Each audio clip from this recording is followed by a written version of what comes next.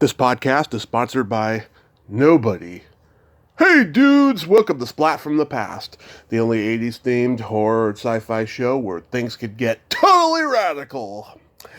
Now today, I will be interviewing one half of a classic songwriting and folk rock duo, and I am talking about Dan Navarro, one half of Lowen Navarro. They wrote the 1984 Pat Benatar classic hit, We Belong. We belong to the light, we belong to the thunder. And he also wrote a bunch of other songs, including a Bengals. He co-wrote 3 songs with the Bengals.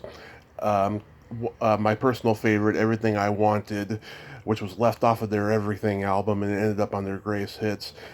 He wrote that. He also did songs for movie soundtracks like Roxanne and Casual Sex, just to name a few. He's done a lot of voiceover singing for movies. Him and Lewin recorded several albums together before Lewin's unfortunate passing. And we're going to get into all of that stuff today. And I cannot wait. I love talking to musicians, and it could be pretty interesting talking to musicians. They are just as deep as actors, if not deeper, I have found. So, here is my interview with Dan Navarro. This is such a great honor. Thank you for taking the time today. My pleasure, man. My pleasure. So, going back in time, did you gravitate toward music early on in your childhood? Really early. I started playing in school band in the 3rd grade. I started with trumpet, played that for a few years. It took a couple of years off in 6th and 7th grades because the family went through some stuff.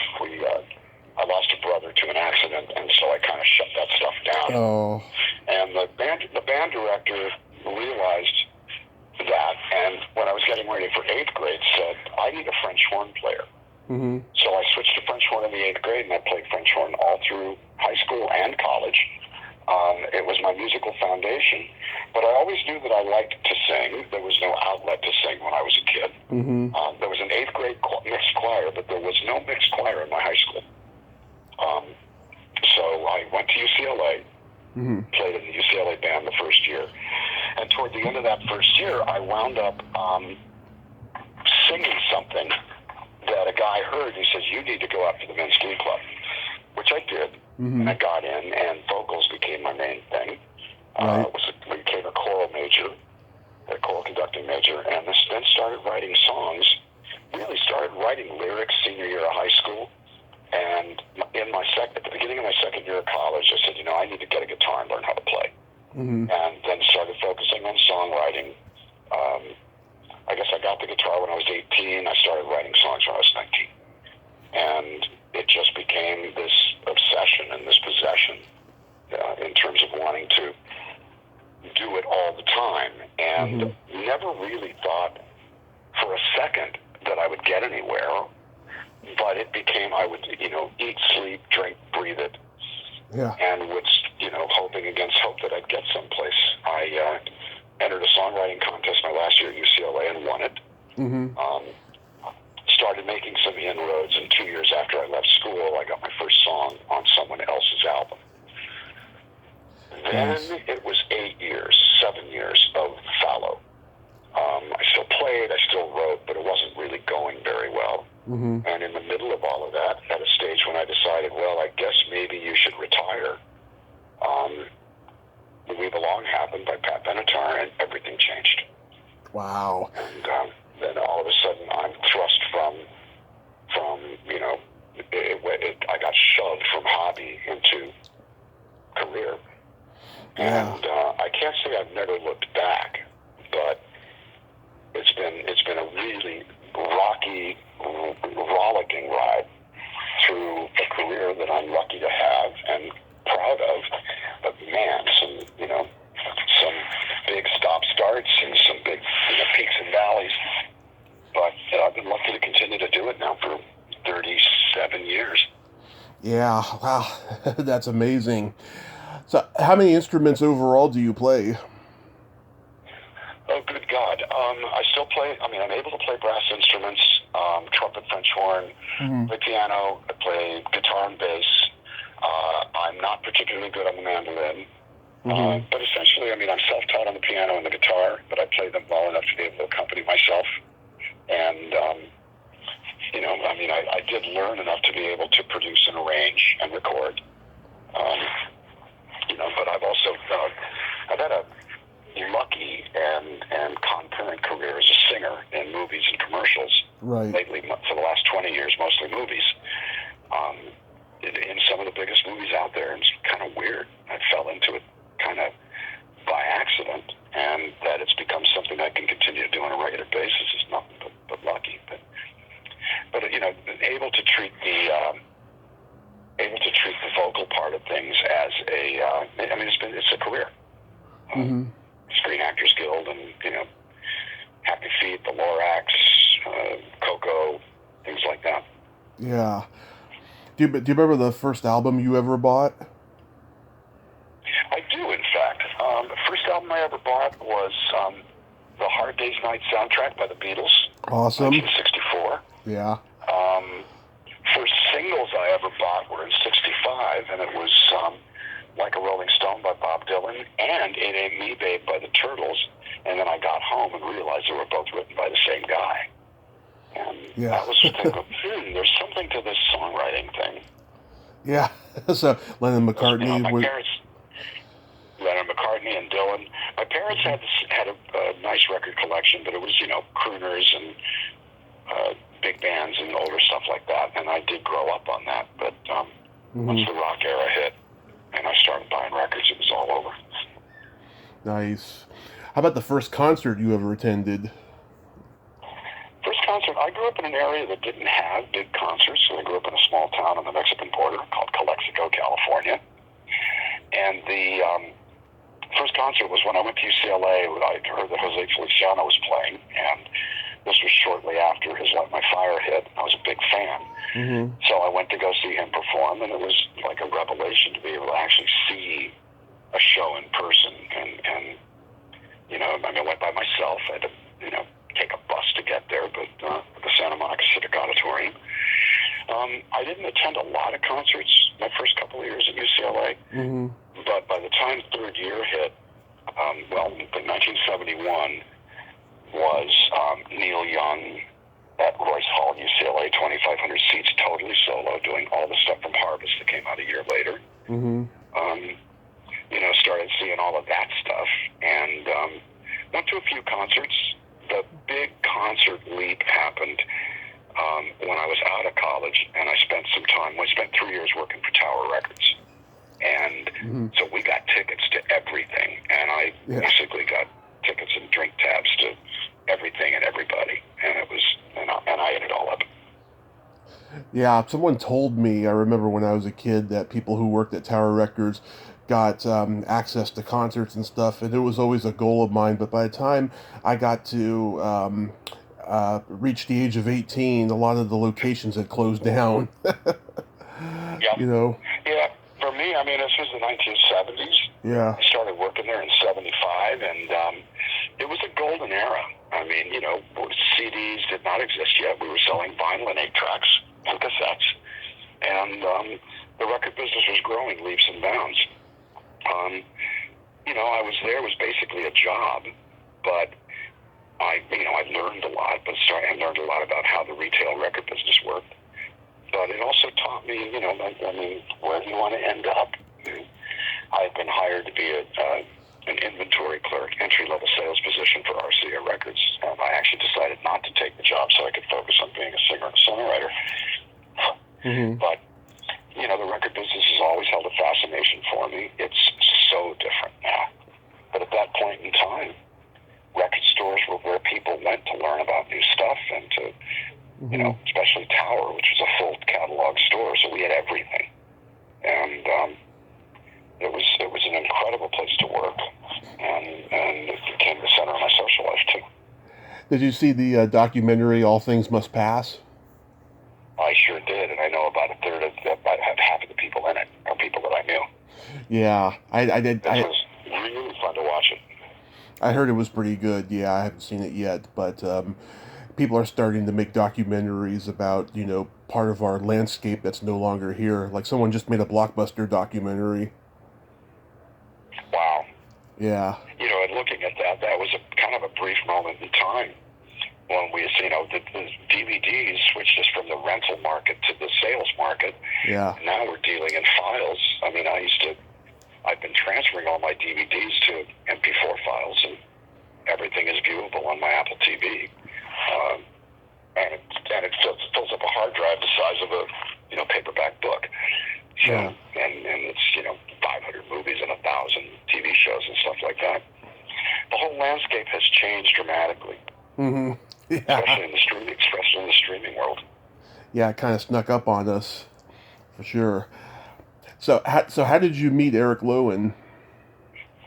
Lowen and I was working at a restaurant as a singing waiter. My best friend worked at this place called High Pockets, one of the great American food and beverage company restaurants, one of 3. And I was working at Tower, and I would stop by. It was on my way home. I was driving across town about 15 miles each way. So halfway home was this restaurant, and I'd stop and visit my bestie, have a couple of beers, pick up a guitar, sing a little bit. And one day I thought, you know what, I really should work here. I'd be halfway closer to home. I could work one fewer day a week and get the same money and play music and hang out with my best friend. So I did it. I left Tower. General manager of the entire chain said, you really, I know you're going to go sing, but if you really want to be in the real music business, you should stay here. Yeah. I moved on, and about 6 months after I started working there, Eric Lowen took a job there. And that's where we met. We were both singing. He was a singing waiter for about 2 weeks, and then they made him one of the managers. And we met there, didn't really like each other at first, then discovered we had a particular affinity for singing harmonies together, and developed a friendship, and worked it out from there. But we were there, I started in late 77. He started working there in 78. I left there in early 80 to go to London to work for a music manager as an assistant. Spent a year working in London, and then came back, and he and I joined a band together in late 80, which we did until I got kicked out of that band in 83, and 3 or 4 months later we wrote We Belong, and changed everything. Wow. How easy was it for you two to write a song together? Was it something that just came naturally? It did, but he wasn't an experienced songwriter. He had only written. A really great singer and a really great guitar player. I, on the other hand, was not a great guitar player, but I was a very experienced writer. Had some songs on records and had been writing a lot. And we sat down to write We Belong. The appointment was done in a period when I'd been asked to leave this band. He was still in it, so we stopped speaking. And he called me a couple months after I'd left the band and said, "Hey man, let's write a song." I'm kind of going, I don't want to do that with you. I don't like you anymore. But I kind of sucked it up and said, okay, I figured this guy wants to write with me. You're not doing music at all. You've basically decided it's not going to happen. And so just keep a toe in it and just do it, just to do it. And that was that song. And it was 1 year later, it was top 5 all over the world, which is really weird because if I had not taken that writing appointment, life would be completely different than it is right now. I literally look at that one moment as a pivot point that I couldn't have known at that moment. Just could not have known that. Yeah. Pat Benatar was huge at the time. She was riding high. Her success was beginning to wane just a little bit, but, the power ballads were getting hot by that point. Exactly right. So did you just submit it to the record company and she read it and was like, I want to do it? That's how it happened, but we gave it to a publisher who basically submitted it to her record company, who submitted it to her, and she chose it. And we were stunned. I mean, the guy said, I'm going to submit this song to a major female artist. We had no idea who. He didn't tell us who. Mm-hmm. And we're sitting there going, well, you know, fat chance, but let him pitch it. You never know what's going to happen. And then he calls up, it had taken several months to get it to this guy. Mm-hmm. But after he submits it, it was 10 days later, we get this call. Well, it's going to be Pat Benatar. And we went what? What just happened? Wait, what do you mean? What? And it really was a big shocker. I was working a day job in advertising. Eric was kind of working part-time as a house painter. Mm-hmm. We weren't really in the business. We were just, kind of doing it and trying it, but we got super, super, super lucky. Yeah.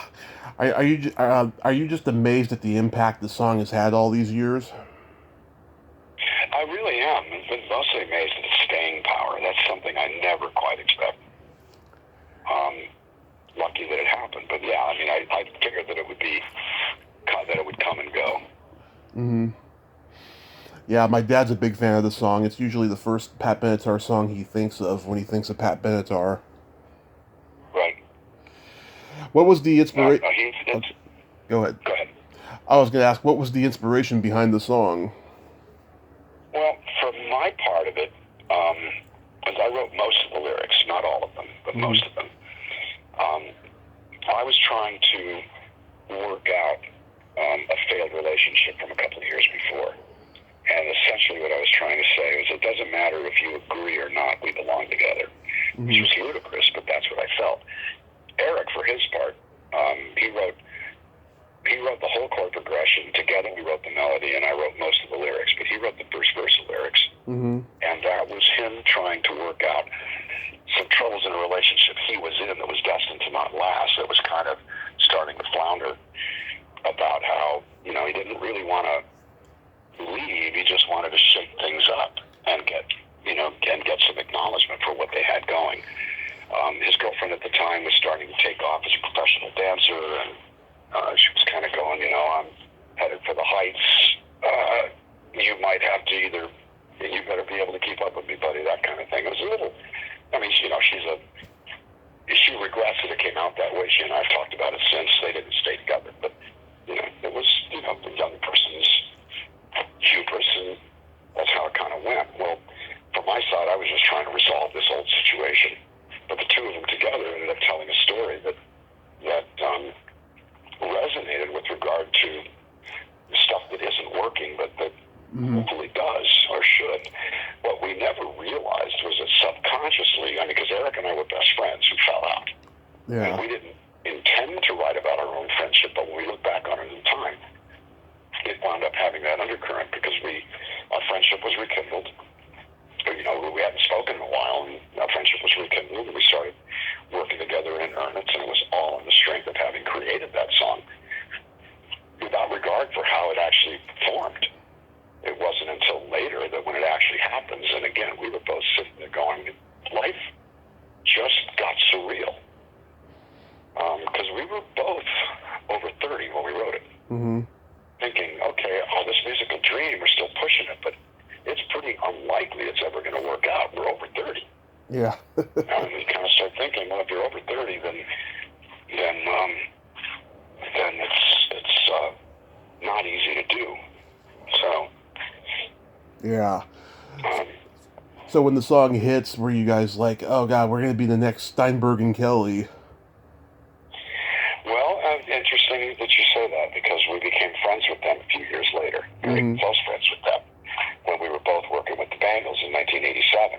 Yes. That was about 3 or 4 years later. But that was the kind of hope, and we certainly had entree into the business. We got a few cuts after that, but it wasn't quite working the same, and frankly, to this day, it's still the biggest hit I've ever written. Right. And it was what sort of started us off. But Billy and Tom, we were working with the Bengals, as were they. Mm-hmm. And they had just come off of 4 consecutive #1 records, and I knew Billy's work really well. Mm-hmm. We had friends in common. Billy and I became particularly close friends. And we're still, I guess, I last saw him about 3 years ago. We had lunch and just kind of caught up. We were at each other's weddings. It was a real, real dear friend. But we aspired to be what they were. The difference difference was that we did make a conscious shift around that same time we were writing with the Bengals in 87, late 87, we made the shift, like, we want to be performers and put this duo together. And some of our friends are kind of going, you're nuts. I mean, you know, you're 37 and we were 37 and 38 years old. I guess in 37 we were 35 and 36. And we want to be performers. You're too old to sign. You're jeopardizing your career as songwriters. You should be focusing on writing the next Tina Turner hit, not on making your own records. But we played out for love and fun, and the next thing that they are saying, you know, the next thing that we're doing is kind of going, well, let's just keep playing and keep playing. We wound up signing with Chameleon Records in 1989. Right. At 37 and 38 years old. We're just kind of going, well, you know, let's see how long we can do this. If we're lucky, we'll get to do it for a couple of years. Never realized it was going to turn into, you know, over 20. Yeah, a couple decades there. So yeah, let's talk about the Bengals. I mean, they're my favorite band from the '80s, and I love those songs that you guys did with them. So, so you guys just paired up with Susanna and began writing. Yeah, Susanna was Eric's girlfriend. This is a later girlfriend, not the one he was with when We Belong came out. He'd actually had a couple of relationships between then and that ensuing 3 or 4 years. Of course. But he was with a new woman that he had just met, and it was 86 going into 87. And Mary, he ended up marrying Mary. Mary's best friend from high school was Sue. So we're all hanging out on New Year's Eve. Sue was by herself. Her relationship had ended. I didn't have a girlfriend. Eric and Mary were hanging out. So the four of us hung out for New Year's, watching the Bengals on Dick Clark's Rockin' New Year's Eve, which, of course, is when you realize, oh, wait, it's taped. The rest of it's live. The ball dropping is live, but not the concert part. And at one point, Sue says, we should write together. And we just kind of went, yeah. And so we started just hanging out and writing with her. And then I had actually known Michael Steele, the bass player. She worked at Tower Records. So I knew her from the record store days. And we're kind of sitting there going, well, God, you know, we were working in a record store saying we really want to do this. And now here you are in the Bengals, and I'm writing with Sue. She liked the song, the first song we wrote with Sue. So she said, well, let's us write together. So, you know, I wrote 2 songs with Sue and one with Michael, with Mickey, for the Bengals records, and it just plain worked. We got 2 songs on their final record. Yep. One of those 2 plus the third song ended up on the greatest hits and has been on multiple greatest hits records. And it was a big shot in the arm. Then we decided to make this left turn into being performers. Now the Bengals we were unlike Pat, who we met, but we had no connection with. We were friends with the Bengals and hung out with them and went to the parties, you know, the family parties, barbecues and crap. Not like rock and roll parties, and really more like with Sue's parents and all the significant others. And we became part of a community of people that were all friends. And a big part of their world for a while. It was a very heady feeling because they were a favorite of mine as well, long before I ever worked for them. Oh yeah, I mean they're just multi-talented. You know, they don't get the respect that they deserve. You know, and I think it's always been because of they're women. You know, and I just love Something to Believe In. That's a great song. I'll Set You Free. It's very AOR heavy. Yeah, but Everything I Wanted is my favorite of the 3. It's got this 60s garage Mitch Ryder type of sound to it. That was the idea. And we were stunned. They named the album after it, but they didn't put it on it. Yeah. And we kind of, at the end of the day, kind of went, that's weird. But then it ended up, if you think about it, it ended up an unreleased track on the greatest hits, which means it actually ended up on bigger selling albums by being this curio on the greatest hits. So we did pretty well on it. But I always loved that song. And, yeah. You know, and it was, you know, definitely a very much, you know, the Seeds and, you know, talking that whole 1960s garage band feel was definitely what we were doing. Yeah, Vicky Peterson's guitar playing is epic on that song. It's like punk rock, and the riff kind of reminds me of Wilson Pickett doing na na na na na. You Yep, know. yep. Yeah, we did that. I mean, it was definitely, we also liked the feel. I mean, da da da da da da da da da da, which was meant to be played with a drum string holding on the same note. You know, it came out really, really great.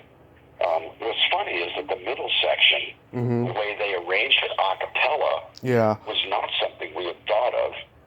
They put that together. A friend of ours, David White, who co-wrote Something to Believe In, also wrote Complicated Girl and Glitter Years with Mickey, arranged the vocals on that, and they're going bum, bum, bum, bum, bum, bum, bum, bum, bum, and there's a spot right in the middle of it where they go, up your bum, which they told me about, and it makes me laugh that they snuck that in there just to be silly.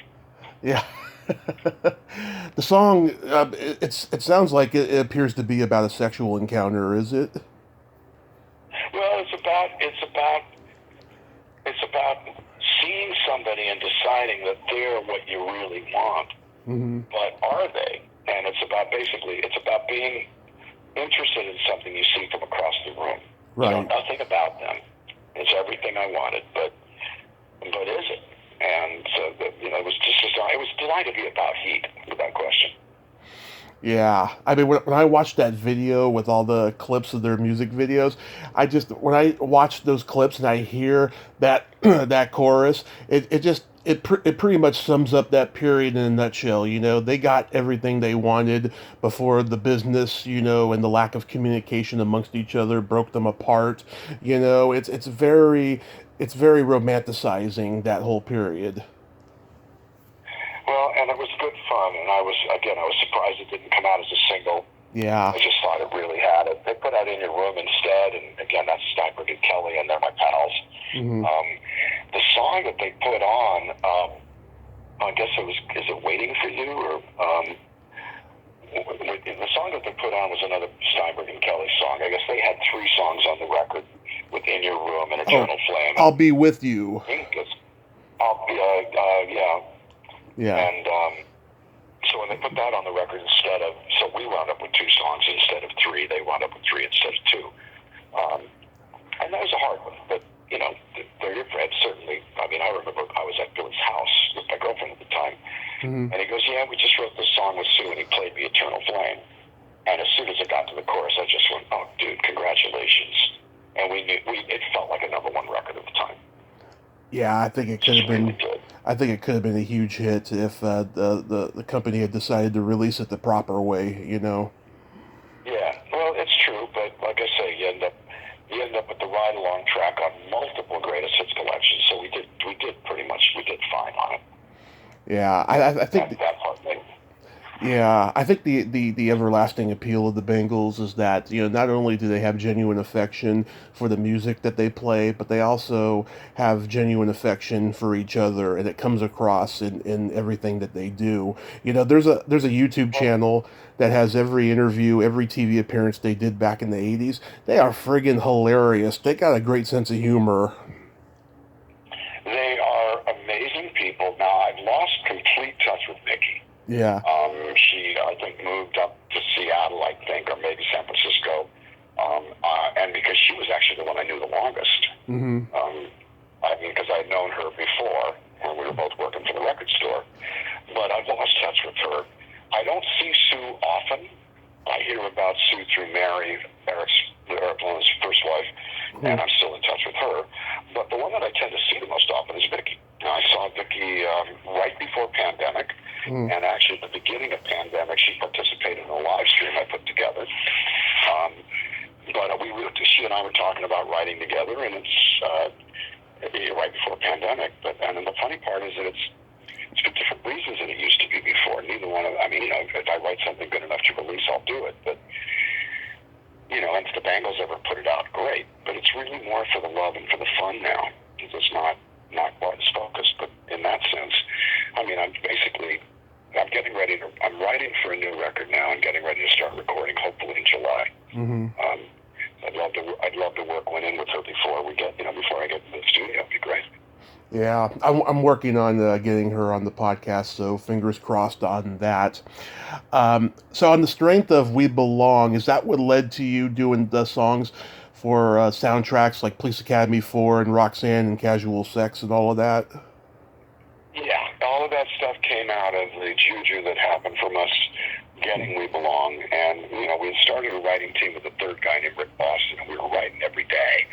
And so opportunities were coming up. Casual Sex was the first thing that Lowen and I did under the name Lowen Navarro ever. Police Academy, we had sort of done as a throwaway, but the song had legs. And so the SOS band cut it, and they got it in the soundtrack. We were getting occasional things here and there. Again, we didn't have another big-ass hit. Yeah. But we were doing enough to keep our publishing deals going and to stay busy. But it really was a little bit of a left turn when we decided that we wanted to be the artists ourselves. But it worked. We wound up putting out the first album in 1990. We had walked away from writing for other people. I mean, a couple of things happened. Actually, we had a couple of songs that we'd written for the Triplets. Yeah. One of them with them, and one of them was a top 15 single. That was the same year. I think that was 90. I had co-written with another guy, a Japanese #1. Pardon me, I'm gonna sneeze. It's okay. Excuse me. Bless you. Bless you. Hang on. Bless you. Might be one more. Thank you. Yes. Yeah, one more. Anyway, forgive me. But I've written a Japanese #1 with Stephen Maroney, who ended up producing an album for an artist named Jacob Young that Eric and I and Stephen and his wife Claire Grogan from the band Altered Images, we wound up contributing like 8 songs for this record that he produced.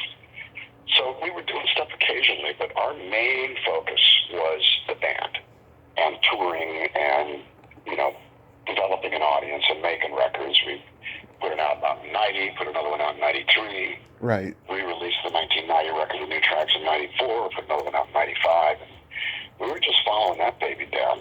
And we never really thought we'd get to, 8 studio records and a couple thousand shows. Yeah. So is that what eventually led to you guys start recording your own albums together? Yeah, we just decided that's what we wanted to do. And what happened is that in the midst of us being these pro writers who were working pretty much, we decided we wanted to do this, and our attitude was, well, let's just do it for the love of it. But we started attracting audiences, and all of a sudden record companies started getting interested, and we thought that was a little weird, but we figured let's just go with it until they figure out how uncool we are. And they never quite figured it out. And so we end up it's kind of like, hey, let's just keep doing this until it runs out of steam. And the thing is it never got huge, but it also never ran out of steam. And this is why now, I'm in Virginia right now I just started touring again 2 weeks ago. And I'm going to be out for a total of 10 weeks and, starting to go out and never mind that I reinvented as a solo 12 years ago when Eric retired before he passed away. My whole thing is now I like what I do, and the business has changed, but people are still interested in attending live, and they can make a living at it. I enjoy the process. Yeah, even if it gets exhausting, it's still rewarding. It really is. It's very rewarding. I'm really glad I'm doing it. There's kind of nothing else I'd rather be doing with my time. Yeah. And it's still worth it. It still makes me kind of glad I'm alive, and I'm still able to, I've got the energy to do it. So I just keep pushing, and we'll see how long I can keep this ball in the air. When Eric was diagnosed with his sickness, did you think that he would overcome it? Well, it was Lou Gehrig, so I knew he wouldn't. I already knew about ALS and what its basic premise was. The only thing is we didn't know how long he would last. Would it be a year? Would it be 2 years? We didn't really think it would be 8 years, and 5 of them on the road. We were grateful for that. We actually were making plans for him to stop in the middle of 2007. And it didn't happen. He still had the energy. He still had the ability to do it. So we went until the end of 2008 and then did a couple of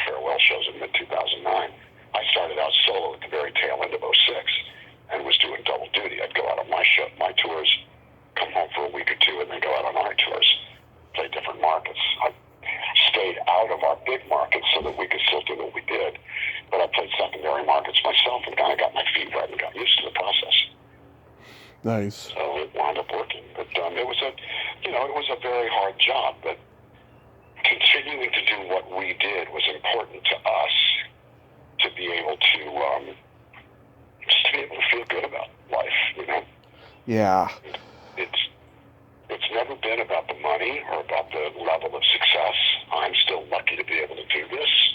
And as long as there's an audience that's interested in seeing it, I'll keep doing it. And what I've learned is after a year of shutdown, people are showing up. The shows are small, but they're largely sold out. And so I'm just going to go. So it goes away. Mm-hmm. You, amongst all the film and television work you've done, I noticed you've worked with Seth MacFarlane on his cartoons. Right. It's been something I fell into by accident in 2001 when a casting director that I'm friends with says, how do you feel about doing background noises on this new series called Family Guy? And so I've been doing unidentifiable noise voices on both Family Guy and American Dad since early on. Between Family Guy, American Dad, and the Cleveland Show, which was Seth's other show, I've done over 400 episodes. And it's something I fell into, but it's become fun and worth it.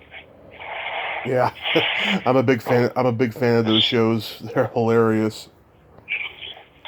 I do it as a voice actor in a studio. So I don't. I've only worked with Seth once out of 400 episodes, and that was on a pre-record for a particular episode that I did. But it didn't. It didn't work. I ended up working with a sound editor named Bob Newland, and that has continued. Well, we continued in lockdown. I've done 35 episodes remotely. I've actually got 2 episodes due by a week from today. For more of that, which I do remotely, and they assemble it. Nice. It's, cheering and yelling and background noises, and actually in one case we're kind of screaming out at a concert, we love you, oh God, that was great. Just, random noises here and there, but it does the job. Yeah. It's something you never get tired of, hearing people shout, I love you. No,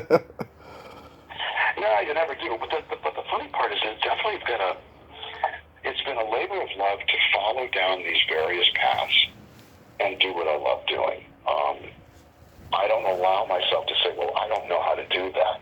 Somebody says, how do you feel about doing this? I'll go, how bad can it be? Let's do it. And I've been fortunate that I've been able to convert it. I mean, I've got to say, that's not something I ever expected, was to be able to generate activity as a voice actor. But I fell into singing in commercials at first, and then I mutated from commercials into movies and television series, and that ended up mutating itself into voice acting as character. And it's just everything kind of leads to something else. They don't operate in isolation. Of course. And the fact that I haven't done one thing before doesn't mean I can't do it the next day. So new opportunities come up all the time. I've just been hired to do a little singing part, very tiny singing part in an animated series that's coming up. And I did some background noise voices on the series Invincible that's on Amazon right now. Haven't seen the series to see what they used and what they didn't, but this is all part of the job. Are you still the vice president of SAG's National Recording Artists? I am, actually, and we've got some, I've been doing a lot of remote meetings because the union has been under quite a bit of challenge. With work shut down largely, the due structure has been challenged. I've got negotiations happening between the union and the major record companies that should be starting up in the next month or two. The contract expired at the end of December. And we operate, we can operate without as long as we've built in the salary increases, we can operate without a contract. But I'm still doing that actively, most likely running for my post again in October. And, if I'm elected, I'll serve another 2 years. It's already been 8 years. And so Let me think that through. It's coming this October will be 8 years, and I plan on running for another term. But yeah, I find it to be rewarding work to do that and to help affect how performers are paid. It's an activism I take very, very seriously. Yeah, do you think it's going to get resolved and everything will be all right? Well, eventually it will be, because production has ramped back up. We have to just make sure that actors are safe and that they're not going to be contracting COVID in production. So we've come up with protocols that they're complicated and they're cumbersome and they're expensive. But it's the only way you can get production back up without jeopardizing the health and the well-being of an entire workforce, including crew. So I was part of the development of those safety protocols as an officer in the union. And I keep doing it. I mean, I've been blessed to be a SAG-AFTRA member, first SAG and AFTRA separately, then since merged, but I've been a member since 1988, and it's a big part of what I do. I don't see, unless I'm not elected to my post, which could always happen, and then I have to walk away and kind of go off into the sunset, but otherwise I'll stay involved at that level until it's time to stop. You mentioned before that you have a new album you're working on. Do you have, well, obviously you do because you're on tour, but you got upcoming live shows that you want to plug? Well, it depends on where you are, but I'm playing in Greenville, South Carolina on Thursday for the first time. I'm playing, doing a house concert in Asheville, North Carolina on Saturday. Easton, Maryland at the Avalon Theater on Saturday the 22nd of May. A show I'm very excited about in Towson, Maryland at the Record Theater, RECHER, on Sunday the 23rd. Then I go up to Connecticut and Boston. Then I'm actually an instructor in a songwriting retreat that Ellis Paul has put together called the New England Songwriting Retreat. It's happening virtually online through Zoom. And that'll be 4 days over Memorial Weekend.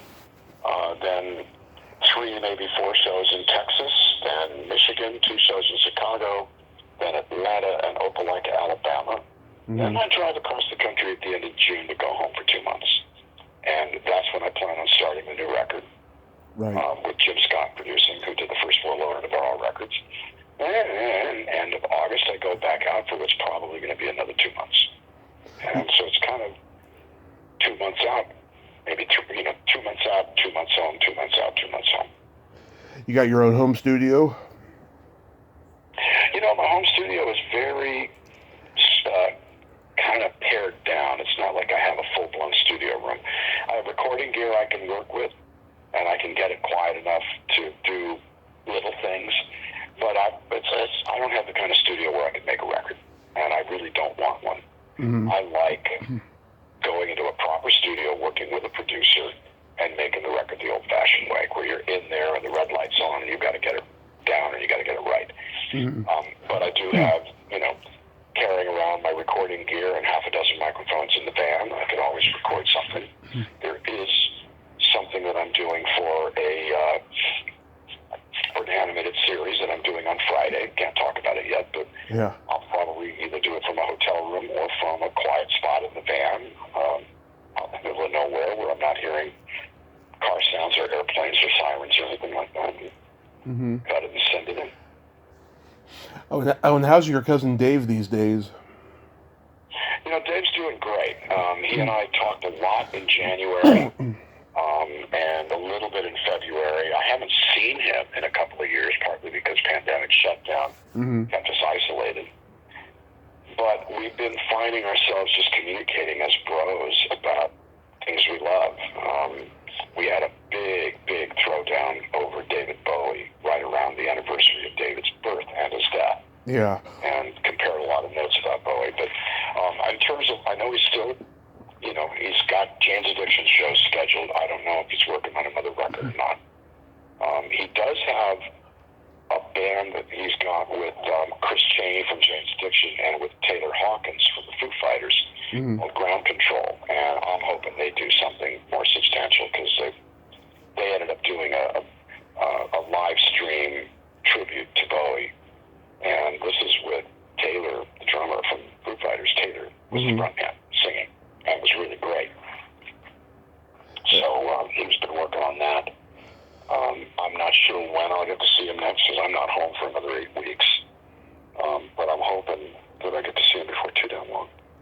Yeah, I'll tell you, I was part of that outcry when he left the Red Hot Chili Peppers. I thought he did a fantastic job, but I guess, things weren't the greatest during that time for him. Well, he was having personal issues, and I think that his relationship. I think what the Peppers wanted and what he wanted didn't really mesh as well as it could. Yeah. I was disappointed that they chose not to include him in their Hall of Fame induction. Yeah. I thought that was kind of not cool, but hey, it's their band, Yeah. And I guess they're saying, well, he'll be in someday as part of Jane's Addiction, but to sort of not quite acknowledge the contribution he made to me was not cool. But then, they didn't ask me my opinion, so. Yeah. But my problem, if you want to call it that, is I happen to love Dave. He's family, Yeah. So I'm real proud of his work. I'm real proud of his success. I think he's an amazing musician and a really, frankly, vastly underrated guitar player.